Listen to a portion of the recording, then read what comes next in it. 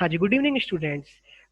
हमने इसके concept basically पढ़ लिए थे, दोनों थ्योरम मैंने बताई थी, और जिन्होंने मुझे होमवर्क सेंड नहीं करा है, कुछ कहना बेकार है। आप लोगों का फ्यूचर है, आप लोगों को जो सही लगे वो करो, ठीक है। क्योंकि जबरदस्ती में कराया हुआ काम किसी काम का नहीं होता। अगर आप किसी के प्रेशर में काम कर रहे हैं तो कोई फायदा नहीं है उसका, अपने लिए करो। तो चलिए आज हम एग्जाम्पल्स पढ़ेंगे। सबसे पहले तो देखिए एग्जाम्पल वन क्या कहता है, आप समझना। जो भी हमने पढ़ा है केवल वही कॉन्सेप्ट यूज करना है। तो सुनिए, प्रूव दैट, एक तरीके से ये भी थ्योरम की तरह भी कह सकते हैं। प्रूव दैट का क्वेश्चन है, तो सुनिए मैं एक एक एग्जांपल कराऊंगा आज, बहुत इंपॉर्टेंट है। Prove that in two concentric circles, in two concentric circles, याद रखना इसके एक्स्ट्रा क्वेश्चन हमें ज्यादा डिफिकल्ट पड़ते हैं, अभी देखना कैसे कैसे आएंगे। In two concentric circles the chord of the, और हाँ, प्लीज कोई भी बच्चा मुझे मैसेज करके ये याद दिलाएगा आज रात में कि आपको वर्कशीट सेंड करने में, रोज भूल जाता हूँ, वो बनी रखी है पहले चैप्टर्स की, ठीक है। वैसे तो आज पक्का ही जाएगी, आज या कल सुबह तक। The chord of the larger circle, समझना मैं बताऊंगा आप लोग करो, थोड़ा सा पहले मेरी बात का ध्यान देंगे। Larger circle which touches the smaller circle, which touches the smaller circle,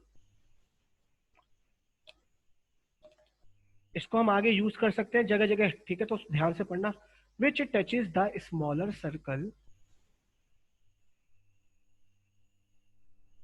circle is bisected at the point of contact, is bisected at the point of contact। अब देखिए, सुनेंगे जहां कहीं भी दिक्कत होगी। हाँ जी बच्चों, तो इस क्वेश्चन को हमें करना है, तो सुनिए मेरी बात ध्यान से। मैं आपको सॉल्यूशन बता रहा हूँ और आप देखेंगे कैसे करेंगे, ठीक है। तो सुन लीजिए मेरी बात आप ध्यान से सुनो। सबसे पहले मेरे पास एक सर्कल है बड़ा, जैसा कि हमें गिवन है कि टू कॉन्सेंट्रिक सर्कल्स है। बेटा टू कॉन्सेंट्रिक सर्कल्स का मतलब होता है जिनका सेंटर एक ही है, ठीक है। हम लोगों ने क्या करा, अब क्या कह रहे हैं ये, prove that in two concentric circle the chord of the largest circle, जो लार्जेस्ट सर्कल का कॉर्ड है, जो लार्जेस्ट सर्कल का क्या है बेटा, कॉर्ड है, वो आपका बेसिकली क्या कर रहा है, हमें प्रूव करना है। The chord of the largest circle which touches the smaller circle, ये जो कॉर्ड है वो सर्कल को टच कर रहा है, देखो एक पॉइंट पे, is bisected at the point of contact, is bisected at the point of contact. हाँ जी ठीक है। तो दो कॉन्सेंट्रिक सर्कल है जिनका कॉमन सेंटर है बेटा ओ, जैसा कि आपको दिख रहा है। और हमें और हमसे क्या बोला गया है कि जो बड़े सर्कल का कॉर्ड है, कॉर्ड समझते हो, डायमीटर को छोड़ के सर्कल के दो पॉइंट से लाइन जो ज्वाइन होती है, वो जो कॉर्ड है वो दूसरे सर्कल को टच कर रहा है। ये क्या कह रहा है, दूसरे सर्कल को टच कर रहा है। मैंने मान लिया किस पे टच कर रहा है, at a point P, at a point P. तो हमें शो करना है is bisected at the point of contact, यानी अगर मैं इसको लाइन को ड्रॉ कर दूं तो ये जो एपी है वो बराबर होगी पीबी की, यानी एपी बराबर किसके दिखाना है, पीबी के। तो क्या लिखेंगे गिवन में,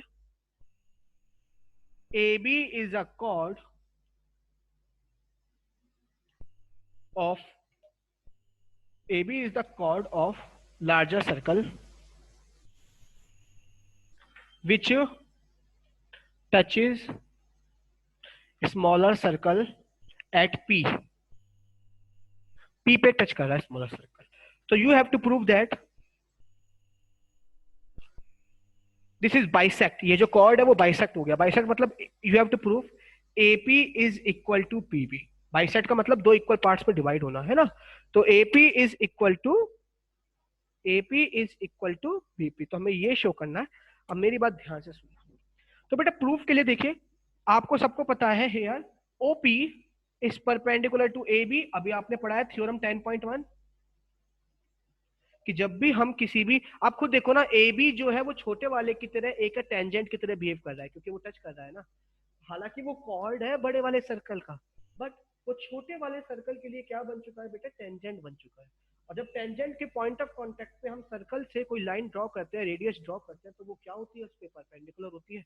OP perpendicular AB means this angle is equal to the 90 degree. अब आपको, आपने नाइन्थ में क्लास में एक थ्योरम पढ़ी थी कि जब भी हम किसी भी कॉर्ड पे परपेंडिकुलर ड्रॉ करते हैं तो वो कॉर्ड क्या हो जाता है, बाइसेक्ट हो जाता है। पढ़ा होगा आप लोगों ने नाइन्थ क्लास के सर्कल में पढ़ा था कि अगर कोई भी कॉर्ड है उस पे आप सेंटर से परपेंडिकुलर ड्रॉ करते हो तो वो कॉर्ड बाइसेक्ट होता है, दो हिस्सों में डिवाइड होता है। तो देखो यहाँ पे देखा जाए तो ये परपेंडिकुलर प्रूफ कर दिया, क्या लिखेंगे here O P is perpendicular to A B. तो थ्योरम पढ़ी थी हमने, तो उस थ्योरम से मैं कह सकता हूँ एपी बराबर पीबी। मगर अब आपको कंफ्यूजन हो रहा होगा कि सर नहीं थोड़ा सा अजीब है, तो ठीक है मैं दूसरे तरीके से बता देता हूँ।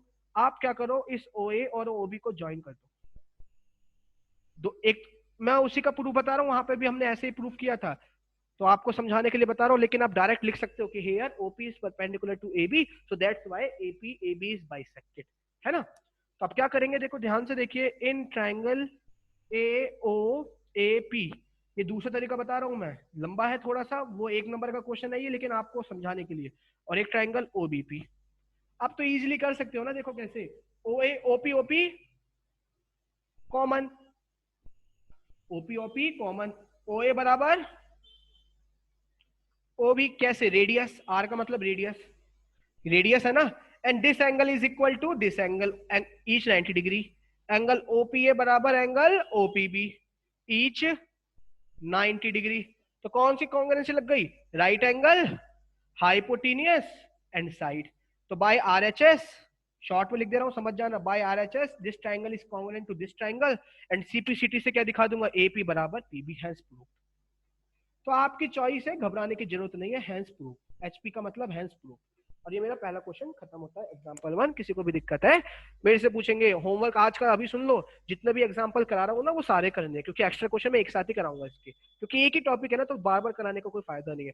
तो आज का होमवर्क यही है, सारे एग्जाम्पल दोबारा करके मुझे सेंड करने हैं आपको, वो आपकी अपनी लॉयल्टी रहेगी कि आप कितना सच बोल रहे हैं, कभी पता लगा यही करके पीछे। ठीक है, तो अगला क्वेश्चन चलते हैं।